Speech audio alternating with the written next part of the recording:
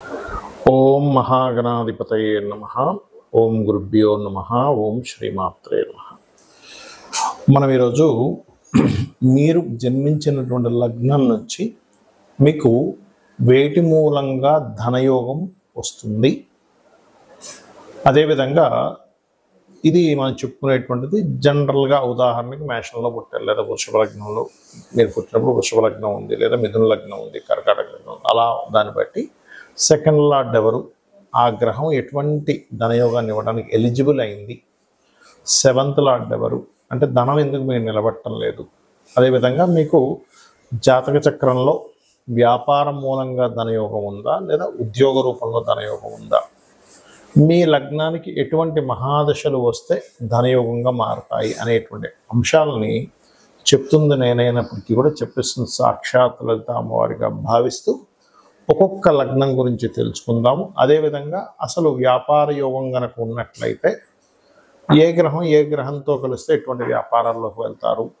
ఎటువంటి సమయాల్లో వ్యాపారాల జోలికి వెళ్ళకూడదు, ఎటువంటి సమయాల్లో వ్యాపారాలకు వెళ్తే బాగుంటుంది అనేటువంటి విషయాలు కూడా నేను చివరిలో చెప్తాను. వీడియో చివరి వరకు చూడండి. కుంభలగ్నము, కుంభరాశి. కుంభం వారికి మీరు గమనించండి, ఎనీ కుంభలగ్నం వాళ్ళు ఎప్పుడూ హ్యాపీగా ఉండాలి, ఆనందంగా ఉండాలి, నవ్వుతూ ఉండాలి. ఈ లక్షణం ప్రధానంగా ఉంటుందండి వారికి. అదే కుంభలగ్నం కనుక లగ్నం పాడైపోతే చెప్పలేం, కానీ అది ఇన్బిల్ట్గా ఉండే లక్షణం. అయితే మీకు ధనాన్ని ఇచ్చే కారకుడు ఎవరు అంటే గురువు. గురువు ధనాన్ని ఇచ్చే కారకుడు, వృత్తినిచ్చే కారకుడు కుజుడు, ధనం నిలబెట్టే కారకుడు రవి. మీకు గనక మీ జన్మజాతకంలో రవి బాగున్నాడు, అప్పుడు ధనం నిలబడుతుంది, అందులో ఎటువంటి సందేహం. రవి పాడైపోతే మాత్రం నిలబడదండి. కొంతమంది చూడండి, ఏమండి మేము డబ్బులు సంపాదిస్తున్నాం, నేను కొన్ని జాతకాలు చూసాం, భార్యాభర్త కలిసి 2 లక్షలు సంపాదిస్తారు ప్రతి నెల. వీళ్ళ అబ్బాయిని యూఎస్ఏ పంపించారు. వీళ్ళు సంపాదించిందంతా ఆ అబ్బాయి అక్కడ ఖర్చు పెట్టుకోవడానికి ఇచ్చేసేవారు. వీళ్ళకి ఎంత ఇదంటే ఇద్దరు గవర్నమెంట్ జాబ్ హోల్డర్స్, కానీ ధనం నిలబట్టాల. ఎందుకు అంటే రవి పాడయ్యాడు, రవి సంతానానికి కారకం. అలా ఉంటాయి అన్నమాట. కాబట్టి ఏమిటి, మీకు ధనం నిలబట్టడం లేదంటే రవిగ్రహం పాడైంది, ధనం రావటం లేదంటే గురుగ్రహం పాడైంది. ఇది గుర్తుపెట్టుకోండి. రావడం వేరు, నిలబడడం వేరు. ఆ రావడం కూడా ఎలా రావాలి, వ్యాపారంలో రావాలా, ఉద్యోగంలో రావాలి, ఇది నేను మీకు ఎండింగ్లో చెప్తాను ఎలా అనేటువంటిది. మీరు వీడియో మొత్తం చూస్తే అర్థమవుతుంది. అయితే గురువు 2వ అధిపతి అయినందుకు teachings, trainings, banking, consultancy centres, ఇట్లాంటి వాటిల్లో వస్తూ ఉంటాయి. అయితే ఇక్కడ గురువు ఏమాత్రం పాడైనా మీకు ధనం అనేటువంటిది సరిగ్గా నిలబడదు. మరి గురుబలాన్ని పెంచుకోవాలంటే గోవులకు అరటికాయలు తినిపించడము, దక్షిణామూర్తి స్తోత్ర పఠనం చేయడము, లలితా సహస్రనామాల్లో ఓం ధర్మాధ్యక్ష, ధనాధ్యక్ష, ధనధాన్య వివర్ధిని నమః అని నామస్మరణ చేయడము ఖచ్చితంగా మీకు ధనపరమైనటువంటి అభివృద్ధిని ఇచ్చి తీరుతుంది. లేదంటే గురువు చాలా బాగున్నాడు, మంచి పొజిషన్లో ఉన్నాడు, ఆ దశ కూడా నడుస్తున్నప్పుడు టీచింగ్స్, ట్రైనింగ్స్, స్కూల్స్, కాలేజ్ పెట్టుకొని కూడా ఎదుగుతారు వాళ్ళు. అది అలాగే మరొక విషయం ఏంటంటే, ఇక్కడ రవి గనక సప్తమాధిపతి అయి, అంటే సహజంగా ఈ లగ్నానికి సప్తమాధిపతి అవుతాడు. ఆ సప్తమాధిపతి అయినటువంటి రవి పాడయ్యాడు, అప్పుడు ఏం చేయాలి, సూర్య నమస్కారాలు చేసుకోవాలి. ఎందుకు, పాడైతే ధనం నిలబడదు, అంటే ఆ గ్రహాన్ని స్ట్రెంథెన్ చేసుకోవాలి. దీంతో పాటు గృహంలో కూడా మనం తెలియక కొన్ని తప్పిదాలు చేస్తూ ఉంటాం. అంటే ఉత్తరం వైపు రెడ్ కలర్స్, ఎల్లో కలర్స్, ఇట్లాంటి కలర్స్ వేస్తాం. ఉత్తరం వైపు ఎప్పుడు కూడా, ఉత్తరం కుబేర స్థానం కాబట్టి, ధనాన్ని ఇచ్చే స్థానం కాబట్టి అక్కడ కంప్లీట్ వైట్ ఉండేలా చూసుకోండి. అక్కడ ఎక్కువ బరువులు పెట్టకండి. చాలామంది తెలియక అక్కడ స్టోర్ రూమ్ కడతారు, లాక్ చేసి పెట్టారు సార్, చాలా పెద్ద దోషం. బాత్రూమ్స్ ఉంటాయి, అక్కడ ఉండకూడదు. నైరుతి బెడ్రూమ్లో మనకి ఇంకొక చిన్న మిస్టేక్ ఏంటంటే, నైరుతి బెడ్రూమ్లో అంటే మాస్టర్ బెడ్రూమ్లో నైరుతి మూల బీరువా పెడతారు. సాధారణంగా అందరూ చేసేది, కానీ ఒకసారి టిల్ట్ అయినప్పుడు దక్షిణ నైరుతిగా మారితే అది వేస్టేజ్ జోన్ అవుతుంది. వేస్టేజ్ జోన్ అయినప్పుడు ఏమవుతుందంటే ఫైనాన్షియల్గా వాళ్ళకి గ్రోత్ అనేటువంటిది ఉండదు. అలాంటప్పుడు ఆ నైరుతి బెడ్రూమ్లో వాయువ్యంలో పెట్టండి, సరిపోతుంది. ఇక్కడ మనకి ధనం అనేటువంటిది వ్యాపార రూపంలో వస్తుందా, ఉద్యోగ రూపంలో వస్తుందా అనేటువంటి విషయం జ్యోతిష్శాస్త్రంలో చాలా స్పష్టంగా ఉంటుంది. అది ఎలా తెలుసుకోవాలి అంటే, స్వేచ్ఛాయోగము అని ఉంటుంది. అంటే శని కేతువులు కలిసి ఉంటే దాన్ని స్వేచ్ఛాయోగము. అది జన్మజాతకంలో 159 యాక్సెస్లో ఉండొచ్చు. లేనట్లయితే రాశి చక్రంలో ఒకే దగ్గర కలిసి ఉండి లేదా ఒక్కొక్కసారి ఒకే రాశి సంబంధాలు అంటారంటే అది అది తక్కువగా పనిచేస్తుంది. అంటే వృషభం తుల చూడ్డానికి షష్టాష్టకాల్లో ఉన్నప్పటికీ, అదేవిధంగా మేషము వృశ్చికము, మకరము కుంభము, ధనస్సు మీనము, మిథునము కన్య, కర్కాటక సింహరాశుల్లో ఉంటే కూడా అది కొంత కనెక్టివిటీ ఉంటుంది. అయితే 1, 5 యాక్సెస్లో కలిసినప్పుడు స్వేచ్ఛాయోగం. అప్పుడు అలాంటి వారికి ఏంటంటే ఉద్యోగం మీద ఇంట్రెస్ట్ ఉండదు, వ్యాపారం చేయాలనే ఉంటుంది. కాకపోతే ఈ కాంబినేషన్ ఉన్నప్పుడు కొన్ని ఆటంకాలు కూడా లైఫ్లో జరుగుతాయి. దీన్ని ఫస్ట్ మీరు బ్రేక్ చేయాలి. ఏ ఉద్యోగంలో అయినా వ్యాపారంలో అయినా కలిసి రావాలంటే ఏం చేయాలి? దానికంటే వెంకటేశ్వర స్వామి ఆరాధన చేయడం కంటే మరొకటి లేదు. లేదండి గణపతి ఆరాధన చేస్తాం, చేయండి, తప్పేం కాదు. ఇది మెయిన్. రెండవది ఏంటంటే మీ పర్సనల్ చార్ట్లో అసలు వ్యాపార యోగం ఉంటే లేదా ఉద్యోగ యోగం ఉంటే ఎలా ఉందో తెలుసుకోండి.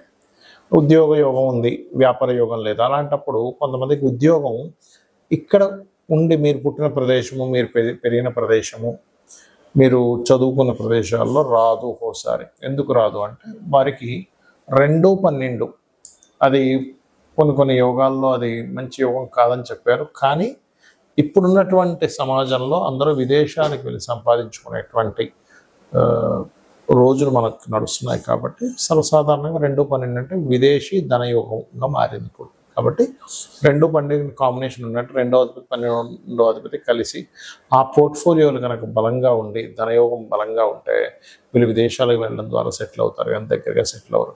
ఏమంటే విదేశాలకు వెళ్ళేంత స్తోమత లేదు మరి ఎలాగా అనుకునేటువంటి వారు ఉన్న స్టేట్ మారడం, ఉన్న ప్రదేశం మారితే అప్పుడు మీకు బాగుంటుంది. అదేవిధంగా 9, 10 కాంబినేషన్ ఉంది, టీచింగ్ జాబ్స్లోకి వెళ్ళడం. అలా మీకు ఎప్పుడైనా సరే ఒక ఏజ్లోనే అంటే ఒక 9th, 10th ఈ ఏజ్లో ఉన్నప్పుడు ఇంకా చిన్నప్పుడే కూడా మీరు కనుక జాతకం చూసుకొని జనరల్గా జ్ఞానాన్ని పెంచుకోవడానికి చదువుకునే చదువులు వేరు. మీరు పలానా ప్రొఫెషన్ తీసుకుంటాను అన్నప్పుడు దానిలో ధనయోగం ఉందా లేదా అన్నప్పుడు మీ ధనాధిపతి ఏ ప్రొఫెషన్కి కనెక్ట్ అయి ఉన్నాడో తెలుసుకోవాలి.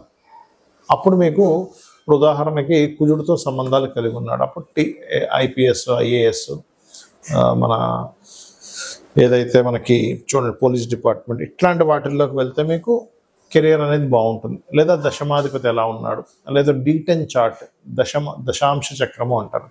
ఆ యొక్క D10 చార్ట్లో దశాంశ చక్రంలో ఈ దశమాధిపతి ఏ గ్రహంతో బలంగా ఉన్నాడు అది ఇన్ డీటెయిల్డ్గా చూసేది. అంటే టైం ఎక్కడ కూడా తప్పు ఉండకూడదు. పర్ఫెక్ట్ టైం ఉన్న వాళ్ళకి మాత్రమే వర్గ చక్రాల్లోకి వెళ్ళాలి.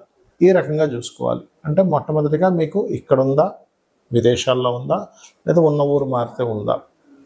ఇంకోటి ఏంటి, కొంతమందికి కొంత అంటే మొట్టమొదటి ఒక 2-3 సంవత్సరాలు కొంత డిస్టర్బెన్స్ ఉంటుంది. వెంటనే వాళ్ళు ఏం చేస్తారంటే అయ్యో నాకు ఉద్యోగం రావట్లేదు అని అనుకుంటారు. అలా కాదు.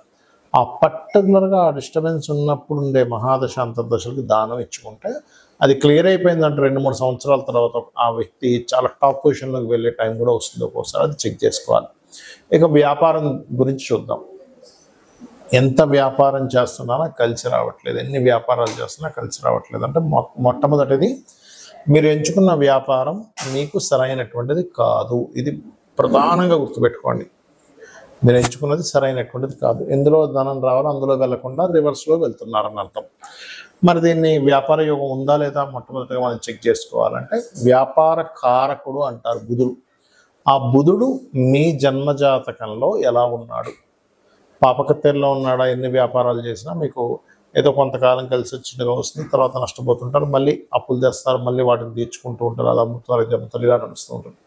అలా కాదండి, బుధుడు చాలా బాగున్నాడు, ధనాధిపతి బాగున్నాడు, లాభాధిపతి బాగున్నాడు, ఆలోచన స్థాన కారకుడు బాగున్నాడు, సప్తమాధిపతి బాగున్నాడు, అప్పుడు ఖచ్చితంగా బాగుంటుంది. అంటే ఏమిటి, ఇక్కడ మీ జన్మజాతకంలో కనుక సప్తమాధిపతి బాగుంటే పార్ట్నర్షిప్స్ ద్వారా మీరు వ్యాపారాలు యోగిస్తాయి.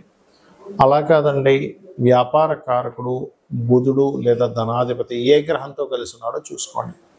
ఉదాహరణకి వరుసగా ఒక్కొక్క గ్రహాన్ని తీసుకుంటే మీకు రవి గ్రహంతో కలిసి ఉన్నాడు. మెడికల్ ఆరోగ్యాన్ని ఇచ్చే దాంట్లో బాగా కలిసి వస్తుంది. మీకు మెడికల్ షాప్ కావచ్చు, హాస్పిటల్స్ కావచ్చు, మెడికల్ రిలేటెడ్ ఆరోగ్యాన్ని ఇచ్చేటువంటి న్యూట్రిషన్స్ కావచ్చు, మీరు చేసేటువంటి ఏ వ్యాపారమైనా ఆరోగ్యానికి సంబంధించింది ఖచ్చితంగా బాగుంటుంది.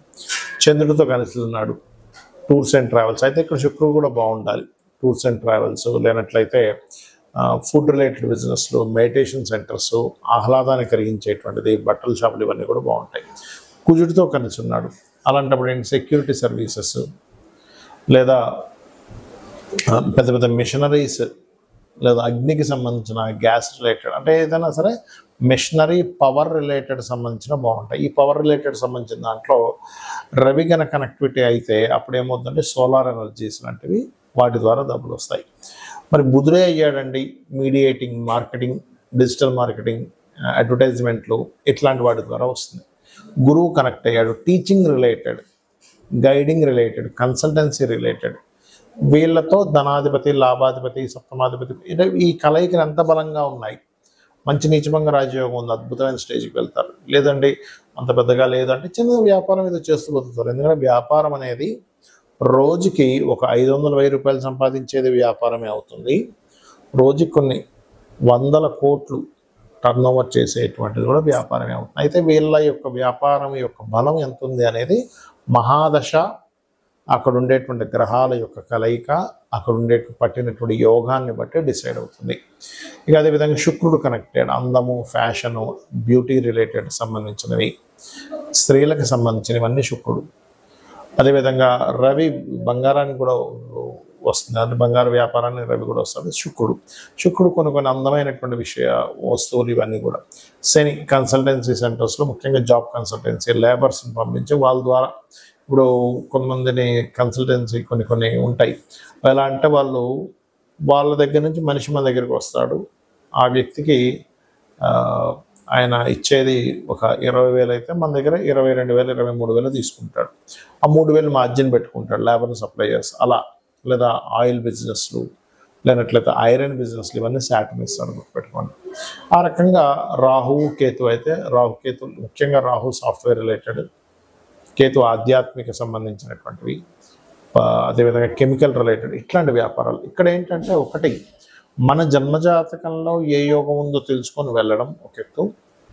అసలు ఏ యోగాలు లేవండి, చాలా ప్రాబ్లమాటిక్గా ఉందన్నప్పుడు అమ్మవారిని నమ్ముకుంటూ అమ్మవారి ఆరాధన చేసుకుంటూ ముందుకు వెళ్ళడం. జాబ్ రావట్లేదు, ఓం మాణిక్యముకుటాకార జానుద్వై విరాజితాయే నమః, లేదా ఓం శ్రీమాత శ్రీ మహారాజ్ని శ్రీమత్ సింహాసనేశ్వరే నమః, ఈ 2 నామాలు ఏది చేసుకున్నా మీకు జాబ్ అనేటువంటిది వస్తుంది. అయితే భక్తి శ్రద్ధలతో నమ్మకంగా చేసుకోవాలి. వ్యాపారంలో రాణించలేకపోతున్నాము, ఓం ఇంద్రగోప పరిక్షిప్త స్మరతోనాభజంగికాయే నమః అనే నామస్మరణ ఖచ్చితంగా మీకు వ్యాపార అభివృద్ధిని ఇస్తుంది. శ్రీమాత్రే నమః.